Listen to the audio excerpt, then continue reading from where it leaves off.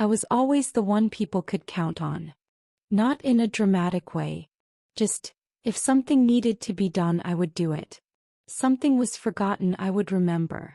If someone was running late, I would cover. If a room went quiet, I would find the right word. The one that wouldn't disturb anyone. I even liked that feeling. Like I was keeping the air steady so everyone else could breathe. Mornings usually started the same way. The kitchen light, the kettle, a short list running in my head. Not written down, just held. I knew what needed to be bought. Who I had to text. Where I had to stop on the way. Who needed a reminder. What couldn't be forgotten because then something would slip. Not terribly, but enough to be inconvenient. And I didn't like inconvenience. Sometimes it felt like my presence worked the same way. Invisible but necessary. Like Wi-Fi. When it's there, no one notices. When it's gone, everyone feels it. I was good at being easy to be around. That word didn't feel insulting to me. It felt like a trait. A skill. I knew how to be quiet when quiet was needed. How to be steady when someone else needed support. At work, I answered quickly. Not always immediately, but always on time. I remembered who asked for what and what mattered to whom. I was the person someone could hand something to with, "You'll figure it out, right?" And I did. At home it worked the same way. I knew what people liked, what we were out of, when to remind gently so it wouldn't sound like control.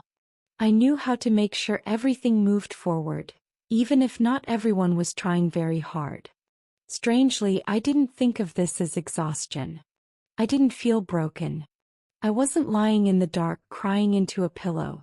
I was just living. Collected. Presentable. Smooth. And even when there was an emptiness inside me sometimes, it seemed reasonable. Like something that naturally comes with being an adult. Fewer sharp emotions. Fewer waves. More tasks. I could stand in line and think about whether we were running out of cleaning supplies. Walk down the street and mentally sort through other people's deadlines. Look out a bus window while tracking. I need to schedule this. I need to call. I need to remember. I need to check. I was very much in place. In all the right places. Only sometimes, very briefly, something small would happen that didn't have a name. For example, I'd realize I couldn't answer a simple question right away. Not a big one. Not about meaning or purpose.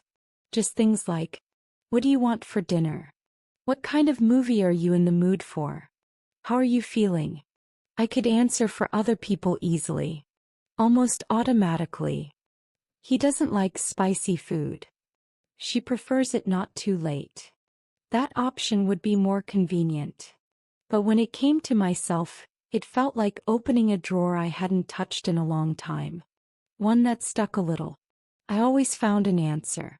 Always do. But the pause before it was longer than it should have been. I didn't think much of it. Because in my world, other things mattered more. That everything worked. That no one worried. That everyone was taken care of. I remember one very ordinary moment. I was standing at the sink, hands in the water, soap on my fingers. Someone was talking nearby. Not to me, just close. A window was cracked open, letting in cool air. Nothing special. And suddenly I felt like I wasn't quite there. Like there were hands and water and voices and a home. But I was only present in the scene as a function. It wasn't frightening. It wasn't even sad. Just quiet. I dried my hands, straightened the towel on its hook the way I always did, and went on with my day. As if nothing had happened. But after that, moments like this started appearing more often. Small. Harmless. Like drops that don't hurt but slowly collect. Sometimes I noticed myself smiling when a smile was expected. Saying sure when that was the right response. Reacting correctly like someone who knows how to live among people. And inside, everything was flat. No wave. Maybe you know this feeling. When everything seems fine. But the fineness doesn't quite reach you. Back then I didn't have words for it. I just kept going. Kept track. stayed reliable, showed up. And if I'm honest, I was proud of myself. Because being dependable is also a way of being needed. And yet sometimes late at night when everyone was asleep, I would stand alone in the dark kitchen listening to the refrigerator hum, and notice. I wasn't tired. I wasn't angry. I wasn't even confused. I just wasn't entirely sure where I was in all of this. It wasn't one big moment. Nothing dramatic shifted. It was more like a pattern I began to notice only because it repeated. Someone would ask what worked for me and I'd answer with what worked for us. Someone would ask what I preferred and I'd scan the room first, quietly before responding. Not because I was afraid, just because it had become automatic. I learned to move that way early on. To adjust before being asked. To anticipate the curve so no one else had to stumble. If there was a choice to be made, I usually picked the option that caused the least friction. The one that fit into everyone else's schedule. The one that made sense. I told myself this was maturity. Compromise. Being realistic. Maybe it was. Still, there were moments when I realized I hadn't had an unadjusted thought in a while. A thought that didn't first pass through usefulness. Even my days had started to feel borrowed. I was moving through them efficiently but not personally. Like a substitute who knows the routine well enough not to disrupt it. I noticed it in conversations. People would talk about their plans, their changes, their new interests. I listened carefully. Asked questions. I was good at making space. But when the attention turned to me, I often kept things general. Work was busy. Life was fine. Nothing untrue. Just incomplete. Not hidden, just unattended. I remember realizing that I could describe my schedule in detail. But not my anticipation. I knew where I needed to be. But not what I was quietly looking forward to. At some point, even my preferences had softened. Not disappeared, just blurred. I didn't dislike things. I also didn't actively want them. Music played in the background. Shows ran while I folded laundry. Meals were chosen for efficiency, not appetite. Nothing was wrong enough to question. That's what made it easy to ignore. And yet, there was this subtle sense of standing slightly to the side of my own life. Close enough to manage it. Not close enough to feel inside it. Sometimes I wondered what would happen if I didn't respond right away. If I didn't smooth something over. If I didn't remember. But the thought never stayed long. Because something always needed doing. And I was good at that. There was a strange comfort in being necessary. It gave my days shape. It gave me a reason to stay alert. Still, every now and then I caught myself thinking, very briefly, if I weren't here, what exactly would be missing? Not in a tragic way. More like an inventory question. The answer was always, a lot of small things. Connections. Timing. Continuity. And yet, not quite me.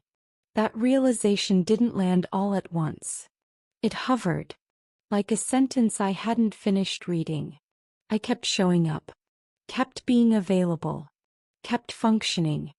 From the outside, nothing had changed. From the inside, it felt like I was everywhere. Except one specific place I couldn't quite point to. And I didn't know what to call that yet. There was no single day when I realized something was missing.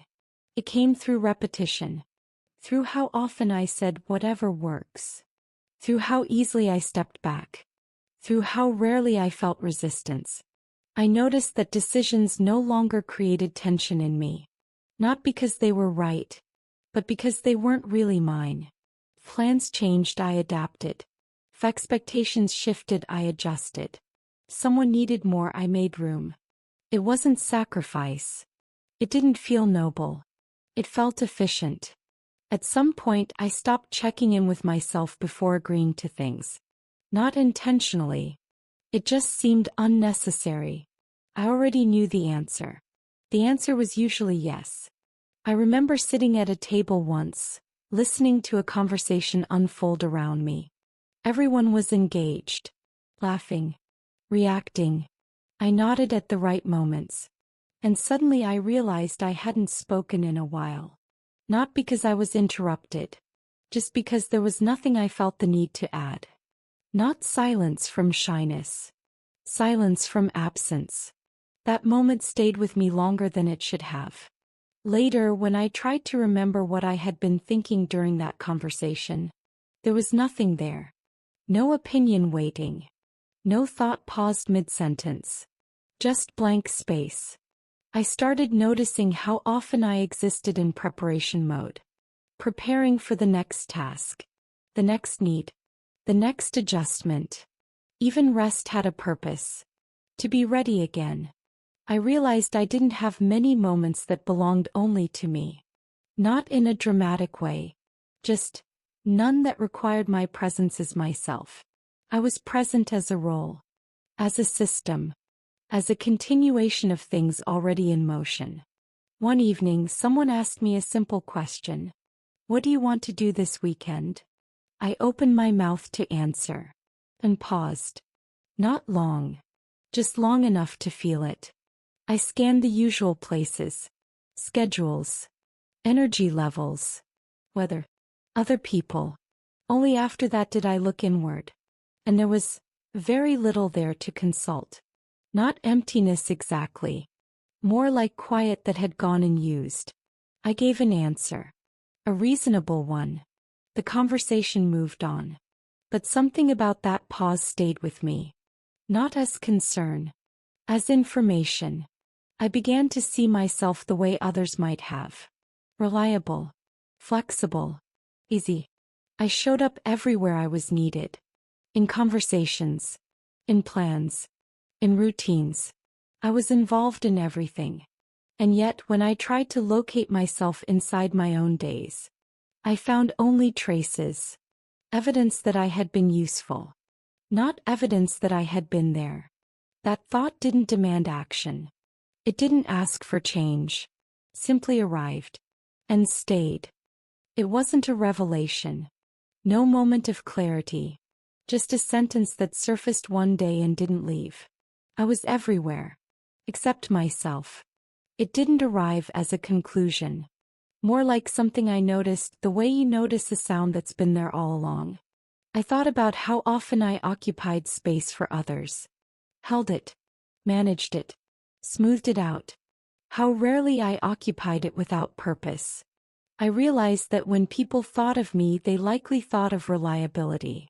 Consistency. Availability. I couldn't remember the last time I had surprised myself. Not in a good or bad way. Just at all. There was no grief attached to that thought. No anger. Only recognition. I could trace my days through responsibilities but not through impulses. I could explain my choices but not always feel them. It wasn't that I didn't exist. I clearly did. I was just distributed. Spread thinly across expectations, routines, needs. Like something diluted enough to remain useful but no longer distinct. I noticed how often I referred to myself in relation to others. As context. As support. Rarely as a center. That sentence, I was everywhere except myself, didn't demand interpretation. It didn't ask what came before. Or what should come after. It simply sat there. Accurate. Unemotional. And strangely calm. After that, nothing really changed. I still answered messages. Still remembered what mattered. Still showed up on time. Life continued to move smoothly enough. But that sentence stayed nearby. Not loud. Not insistent. Just present. Sometimes I noticed it when I was alone in a room. Sometimes when I was surrounded by people. Sometimes in the middle of something ordinary. Folding a shirt, waiting for a light to change, rinsing a cup. It didn't interrupt me. It didn't explain anything. It just made the silence a little more specific. I didn't rush to understand it. Didn't try to fix it or turn it into meaning. I let it be what it was. A quiet awareness. That hadn't existed before. I was still useful. Still involved. still necessary in many small ways.